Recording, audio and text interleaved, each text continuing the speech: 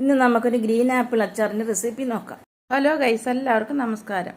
ഞാനിവിടെ ഒരു 3 ആപ്പിള്, ഒരു 25 വെളുത്തുള്ളി, 3 സ്പൂൺ മുളക് പൊടി, കായപ്പൊടി, നല്ലെണ്ണ, 100 ഗ്രാം നല്ലെണ്ണ, വിനാഗിരി 1 കപ്പ്, ഒരു 5 പച്ചമുളക്, മഞ്ഞൾപ്പൊടി, ഉലുവാപ്പൊടി, ഇത്രയും ഞാനിവിടെ എടുത്തിട്ടുണ്ട്. ഇനി നമുക്ക് ആപ്പിളൊന്ന് ചെറുതായിട്ട് അരിഞ്ഞ് മാറ്റി വയ്ക്കാം. ഇനി ഒരു പാൻ അടുപ്പിൽ വെച്ച് കൊടുക്കാം. ഇനി ആ 100 നല്ലെണ്ണ ഒഴിച്ച് കൊടുക്കാം. ഇനി നമുക്ക് കടുക് ഇട്ട് കൊടുക്കാം. കടുക് പൊട്ടിക്കഴിയുമ്പോൾ നമുക്ക് വെളുത്തുള്ളി ഇട്ട് കൊടുക്കാം. ഇവിടെ വെളുത്തുള്ളി മാത്രമേ ഞാൻ എടുത്തിട്ടുള്ളൂ, ഇഞ്ചി ചേർക്കുന്നില്ല. ഇനി നമുക്ക് പച്ചമുളക് ഇട്ട് കൊടുക്കാം. കുറച്ച് കറിവേപ്പിലയും കൂടെ ഇട്ട് കൊടുത്തു നന്നായി ഇളക്കാം. ഇപ്പം ഗോൾഡൻ കളറൊക്കെ ആയി വന്നിട്ടുണ്ട്. ഇനി നമുക്ക് മുളക് പൊടി ഇട്ട് കൊടുക്കാം.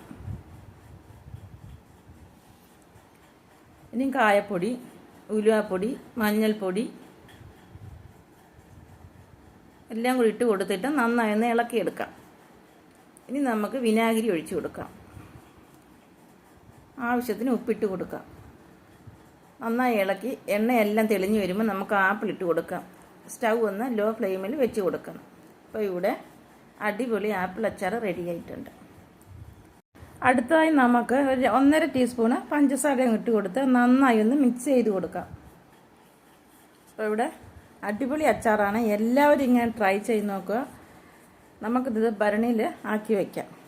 എൻ്റെ ഈ വീഡിയോ ഇഷ്ടപ്പെട്ടാൽ എല്ലാവരും ലൈക്ക് ചെയ്ത് ഷെയർ ചെയ്ത് സബ്സ്ക്രൈബ് ചെയ്തണേ. ട്രൈ ചെയ്ത് നോക്കിയിട്ട് കമൻറ്റ് ചെയ്യണേ. ഇനി നമുക്കൊരു ഭരണിയിലോട്ട് ആക്കി കൊടുക്കാം. ഇത് ഏത് അച്ചാർ ഇട്ടാലും നമ്മൾ നല്ലെണ്ണയിൽ തന്നെ അച്ചാർ ഇടാൻ നോക്കുക. മാസങ്ങളോളം കേടുകൂടാതെ ഇരിക്കും. അതുപോലെ നമ്മൾ ആപ്പിൾ അരിയുന്ന സമയത്ത് മാങ്ങ അരിയുന്നത് എങ്ങനെയാണോ അതുപോലെ അരിഞ്ഞു കൊടുക്കുക. ഇത് വിനാഗിരി ഉപ്പൊന്നും ചേർത്ത് റെസ്റ്റ് ചെയ്യാൻ വെക്കേണ്ട ആവശ്യമില്ല.